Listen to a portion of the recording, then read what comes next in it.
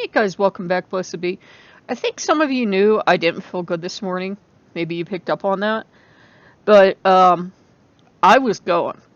I was going because I'm like, I'm not staying home. I hadn't paid ahead or anything, but I'm like, I'm going. So I took stuff. And I didn't have anything like catchy, but I was, took stuff, went out. Felt kind of okay when I got there. Felt better when I was eating. Came home. Was sick again for a couple hours. Went to bed, like not to bed, fell asleep in my chair for a couple hours. But I just had the leftovers, and I put a thing up on Facebook of them in like I've lit that metal tray that I have on Loki's, um, yeah, Loki's altar, this stove. Well, it is Loki's altar, and I made sure it wasn't iron because I was putting out for him, but for Doulahan as well, because they kind of like to swap back and forth sometimes watching over me. And today, like, even though it was Saturday, I was like feeling pretty lousy, and Loki was there for a while, and then he like swapped out with him. And sometimes I have trouble telling when they've swapped, which amuses them both to no end. But I made sure it was like that because, one of Doulahan's thing about being here was that he and any of the others that might be here would have, like, one, they'd be inside where they belong. They're not going to go out and live in the garden. What do you think they are, these little teeny tiny things? Because the ones I deal with, they look just like we do. And another thing was that, they'd have the same access to food and everything that the gods did. So I was like, okay. And now I'm like on a little mission to like get him a little special area in the house. So that'll be like the next thing, like a couple of things for him. And it was interesting that, he really enjoyed the seafood. He really enjoyed that. I don't know if it's like from coming from Ireland or it's what it is. But he really enjoyed it. He was really happy and pleased with himself. He looked like a contented tomcat. So yeah, he settled in quite nicely. And I was just thinking, as I'm doing more research and looking at this and that, there was one thing I came across. A young girl asked if can fairies like go about in the city now because so much stuff has iron in like the structures and stuff like that. And I think she meant actual fairies, not pretend fairies. And the sense I get from Doulahan, and I've gotten from other fairies, is the thing with iron, it's almost like a bear rabbit kind of thing. Like, let the humans think there's something that bothers them, but it really won't. Because one, how are you going to hit a spirit? And two, if they're coming after you, that's not going to stop them. Amusing thing to note is I had a wrought iron fence in front of this house. It was purely decorative. After they came through and put sewage in and all the other crap they did, I lost all my lovely hedges and that, and had this sorry-looking wrought iron fence. And I don't know if the posts were wrought iron or not, but about a year ago, in the fall yet, like going in towards Halloween. I should have like put two and two together. I never did. I got up one day, and I'm looking over at my because it was going towards Halloween because it happened pretty close to Halloween. I'm looking over towards where my gate normally is. Did I say fence? I meant gate. And it's gone. And then I go and I look at it, and it's all in the yard in pieces. Something had hit it so hard it had exploded, and it twisted the wrought iron frame. Now, true, this thing was old and it had been repaired, but something hit this with so much force it exploded the wrought iron fence. It pulled both of the posts out of the ground. It threw them buried one in the ground, and the other one was just thrown into the yard like 4 or 5 feet. Now, you would have had to hit this thing to bury it as far as it buried it with like a semi-truck or something. And I asked the neighbor, I said, did you hear something last night? Because I hadn't heard anything, but I sleep like the dead when I'm asleep. And he says, no. And at first I thought, well, maybe he hit it. Then I'm like, God, if he had hit this thing, it did this much damage, he would have destroyed his vehicle. And I was like, I told him, hey, I don't care if you know who did this. I just want to make sure nobody got hurt. But there were no tire marks on the road. There were no tire marks in my yard, even though this was like thrown way into the yard.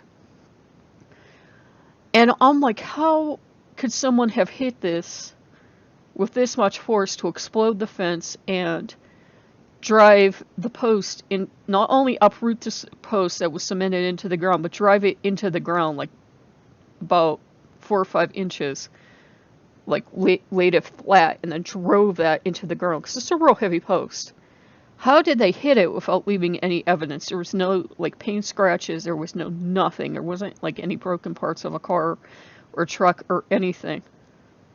And had one aunt say dismissively, oh, kids must have done it. I'm like, well, then these were the world's freaking strongest kids, because this wrought iron fence exploded and the metal was twisted like something like a truck, like as heavy as a semi-truck had run it over.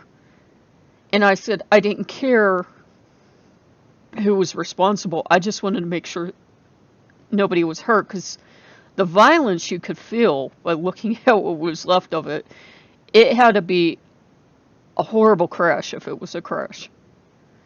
And now I'm just wondering if being so close to Halloween, it was a crash.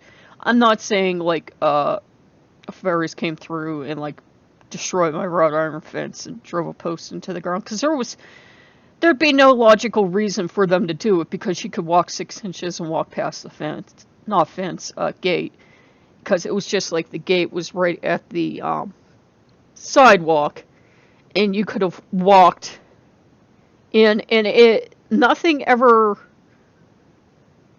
like came of it.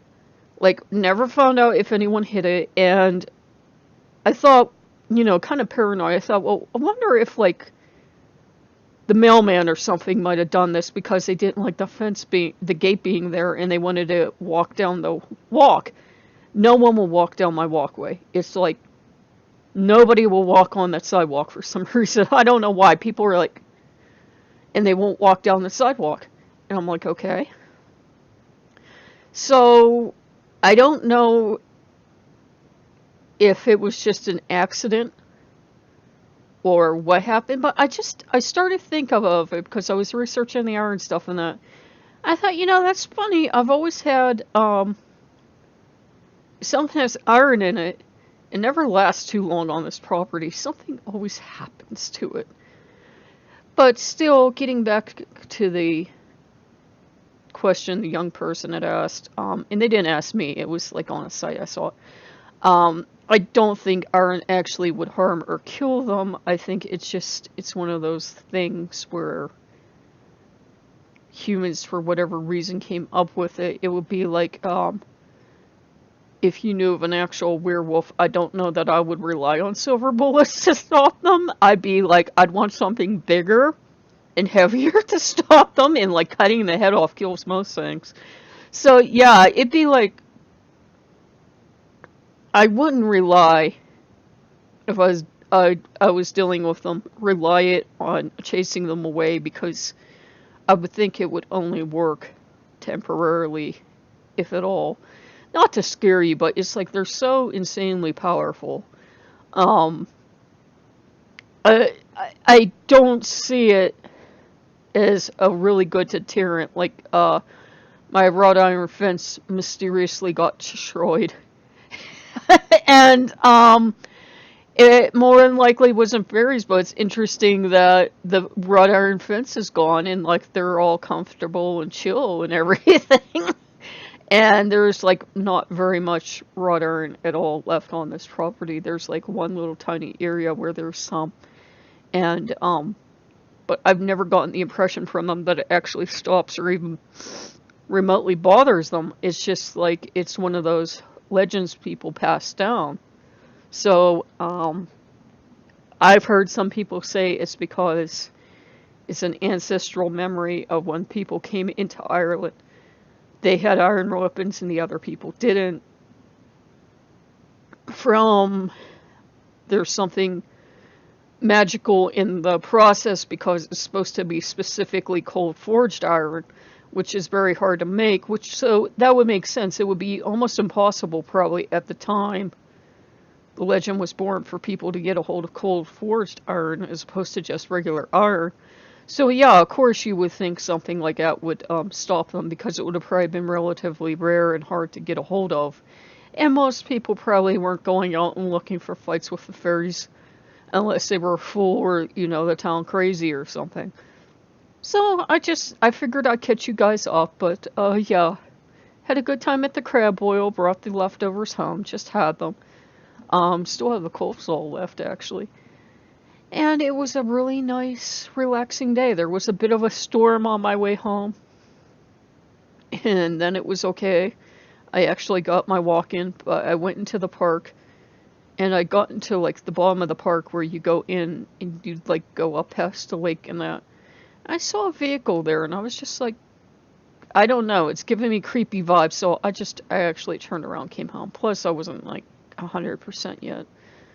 I'm still not, but I'm feeling a lot better. So I figured I'd just catch you guys up and chat you up and so forth and whatnot. And, yeah, I will talk to you guys later. Just figured I'd make another video for you. And, see you later. Bye-bye.